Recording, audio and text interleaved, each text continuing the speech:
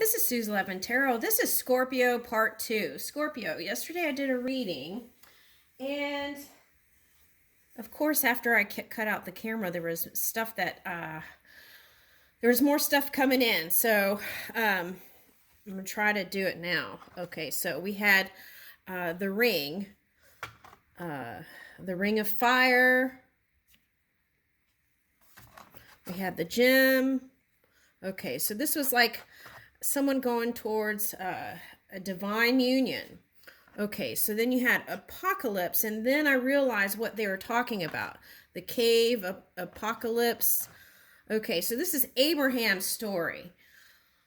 Okay, so Abraham, okay, so, and then the bardo and the orphan, this was like, the bardo period was transformation. It's like that period in between like death and rebirth.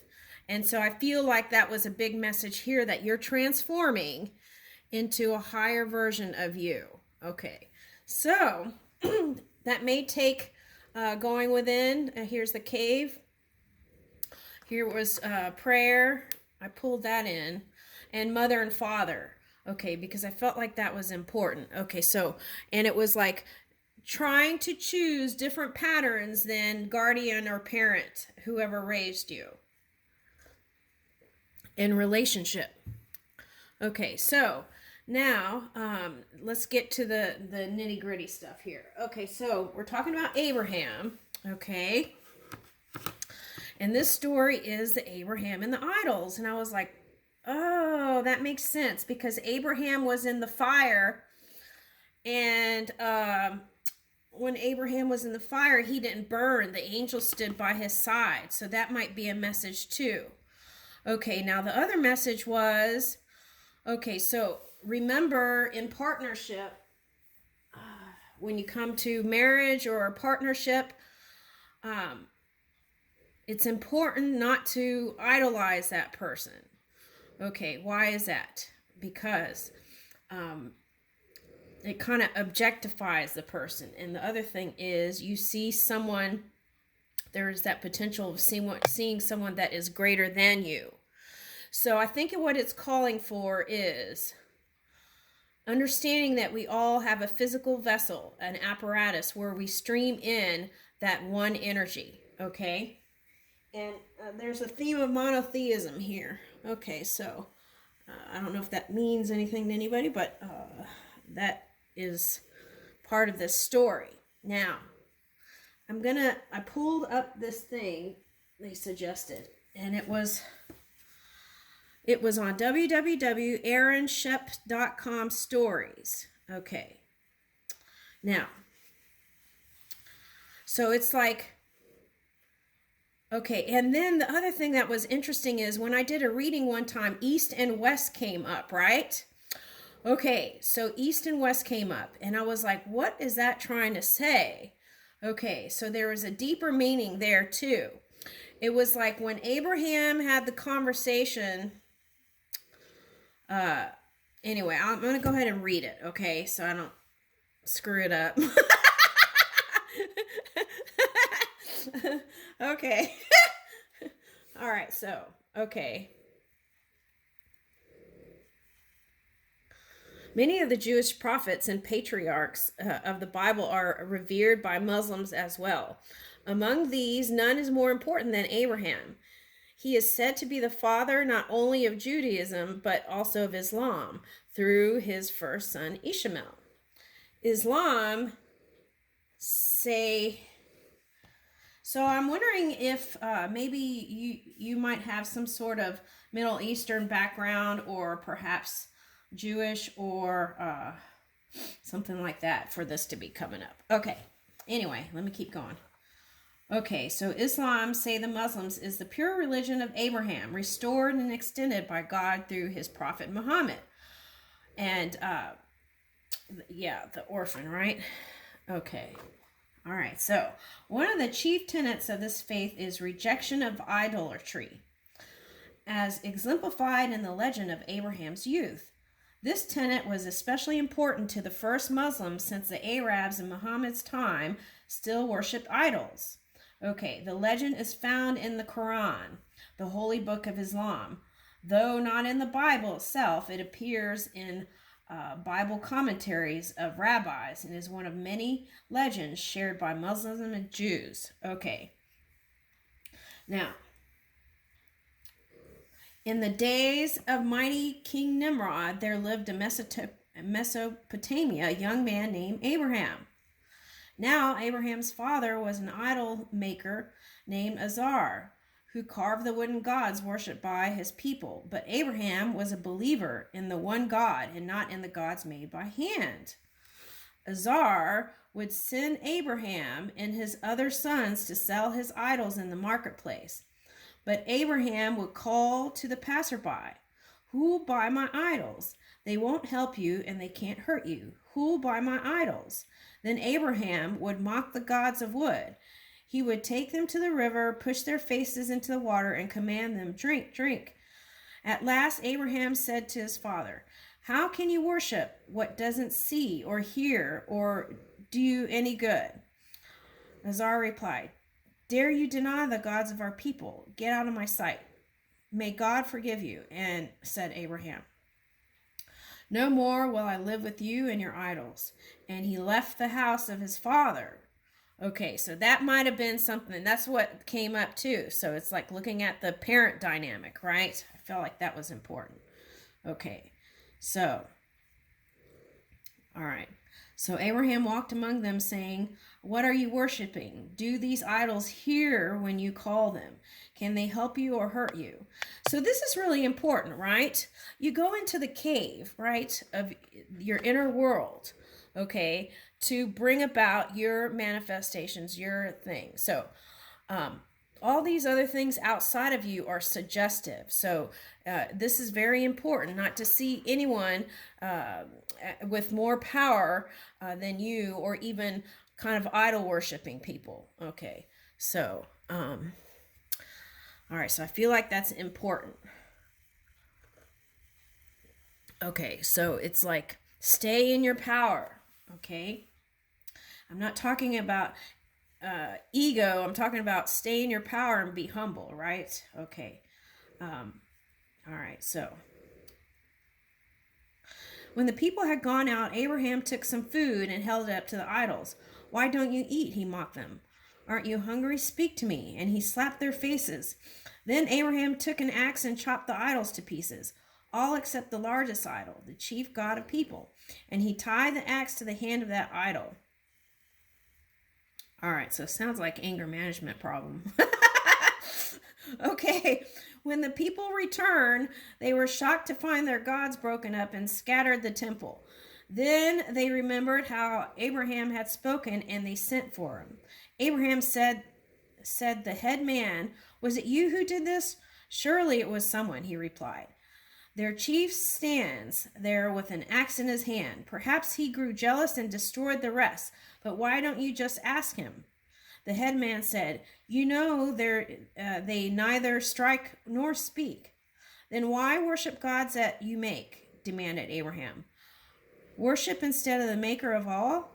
But few of the people would listen. Abraham was seized and brought to King Nimrod for punishment. When Nimrod had heard the accusers, he turned to Abraham. "Who is the mighty God you spoke of?" "He it is who gives life and death," answered Abraham. "But I too give life and death," said Nimrod. "I pardon a guilty man sentenced to die, then I execute one who is innocent." "That is not the way of my Lord," said Abraham. "But listen to this. Each morning my lords bring the sun up in the east. Can you make it rise in the west?"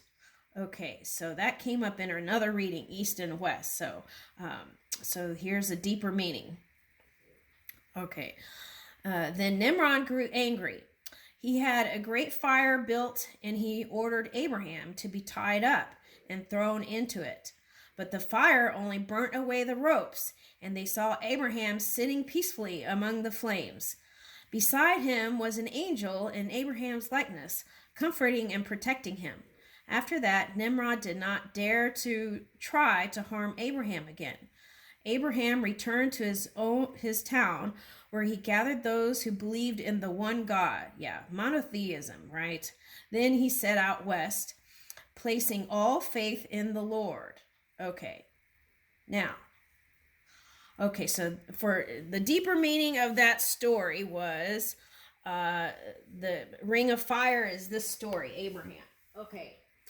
Now, but what's interesting is Encanto kind of had the same story. So I feel like there must be some sort of cycle message that's been going through the collective about not getting into idol worship. We're seeing people as something greater than what you have access to. I feel like that's really important here, okay? And so, so what does that mean? Okay, so that means filling your own cup when you need it. And don't let people overrule what your gut is saying to you. Okay, and so there may be a time period here. So if you believe in prayer, okay, you can do that, affirmative prayer. Okay, apocalypse, this is that period, that transitional period. Okay, and I see it kicking in full gear here by the end of the month. So we're almost there. So get ready, charge your batteries. Okay, that's what I'm trying to do. I've got a lot going on. Okay, so the other thing they wanted me to bring up was this. Okay, so now for some of you, this might mean transition in your wanting to make changes within your work dynamic. Okay, so it's like if you feel like you've reached a point where things are mundane and boring, okay, so go back into your caveman mode, okay, and see what you could bring into this new reality coming in soon. Okay, so what do I want to add to it? What do I want to change in this relationship, right? I feel like that's really important. Okay, so the ring of fire to the circle of divine love. So whenever you get into any kind of heated stuff, right, you can always return to center and go back in to your heart. Okay, so I feel like I touched base on all of this. I just wanted to do that real quick. And I'm going to do a tarot reading too.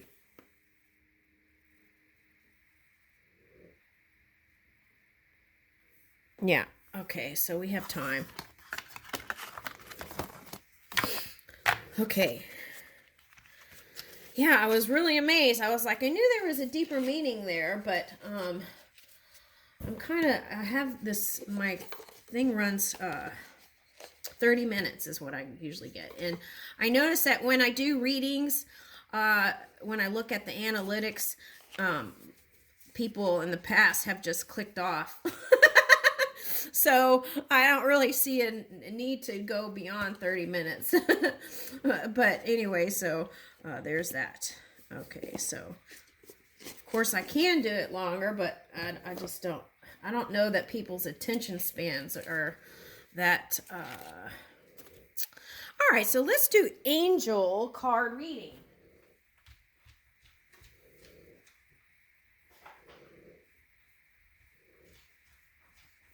Scorpio, I think this is going to be the most amazing relationship, and I really want the best for you.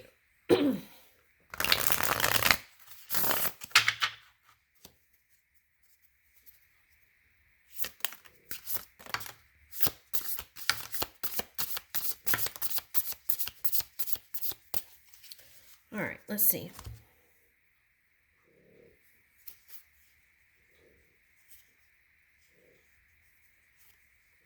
Oh, also, okay, so in that other reading, the Justice card came out. So they reminded me that for some of you, that might have been a Libra.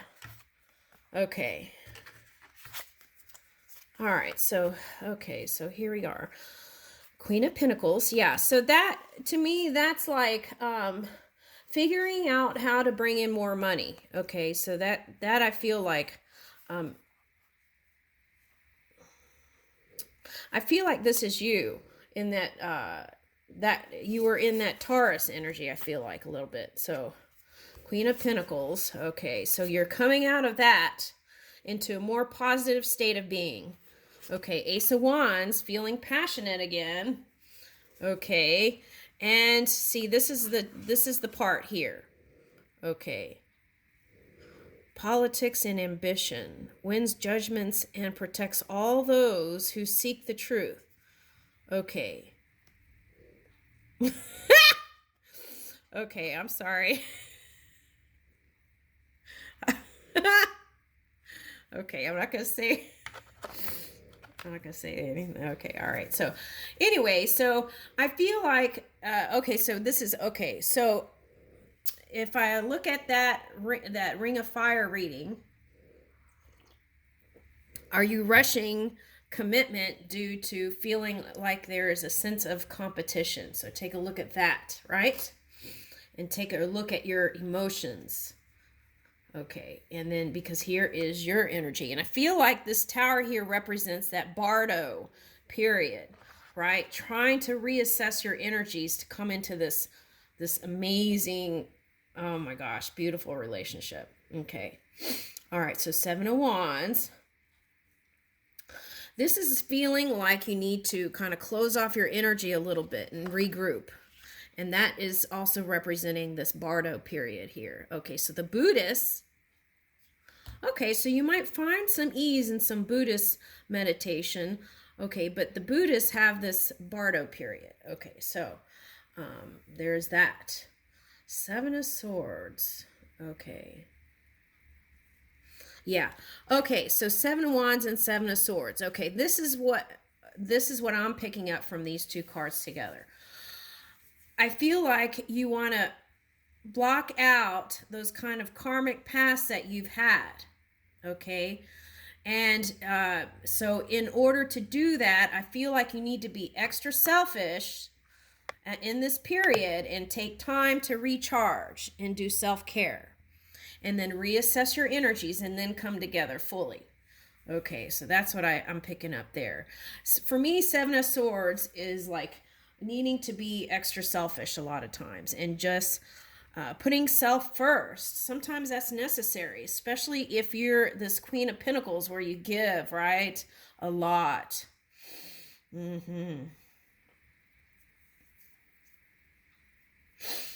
Yeah, and in my case,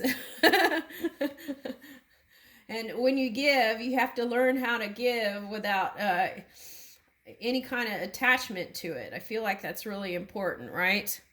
Okay, so. And here, this angel says cures epilepsy. Okay, so what, oh, and it says appeases divine anger. Ooh, that came up in that Abraham reading. Okay, so, okay, it seemed like both people were angry, Abraham and the other one. Okay, all right, so take a look at that Mars energy, okay, within you. Okay, so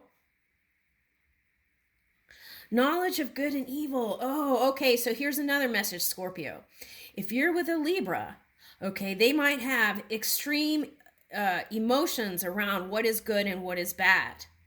Okay, so you want to kind of stay out of that extreme duality, because that's what caused that person's relationship to break up in the first place, and their partner was mirroring the same thing. Okay, so it's like staying out of duality, staying in monotheism, unity energy, one source of energy supporting all energy, okay? I feel like that's really important, okay? So if they start going into the rights and wrongs of things, you could always do la la la, Donald Duck, Mickey Mouse, Mary Had a Little Lamb, okay, or whatever, you know? Okay, so that might seem immature, but sometimes you got to do what works, right?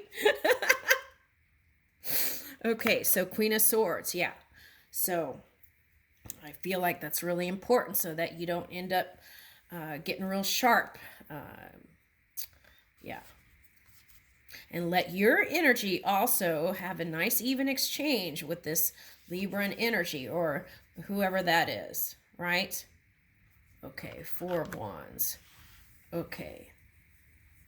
So I feel like doing that will bring you the celebrations, 4 of Wands, okay?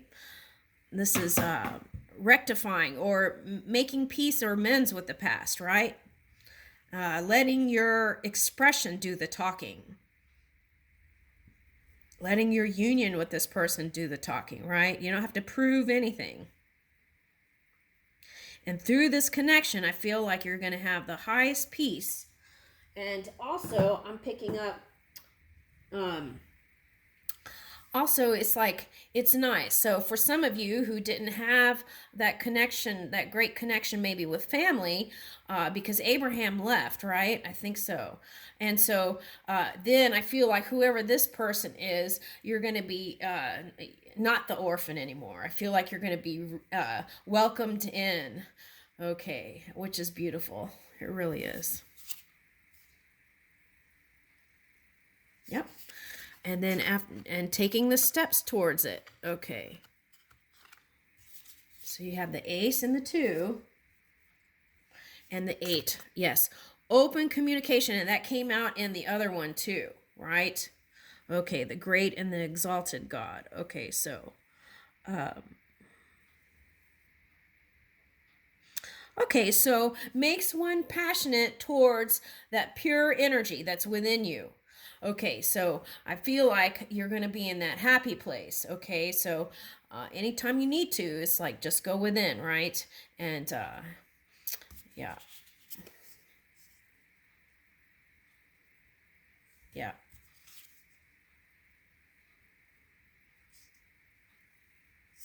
Okay, so the Queen of Swords here. For some, that could be if you were with that Libra, that could be her because she had her heart guarded, or he had his heart guarded, okay, due to the past relationship. Okay, so, and was trying to get through those emotions to Pentacles. Okay, and then I feel like that person sees you as this, the Knight of Swords. Okay. Maybe a little bit closed off. And so warmth, you want to bring that fire, right? That's the message here. You want to bring that warmth, that fire, that good stuff, right? Or let's don't use good because we're trying to stay out of duality. So that juju. Okay. Anyway, you get what I mean. So, okay. So there's that. Yeah. The sun. Okay. I leave you with that, Scorpio.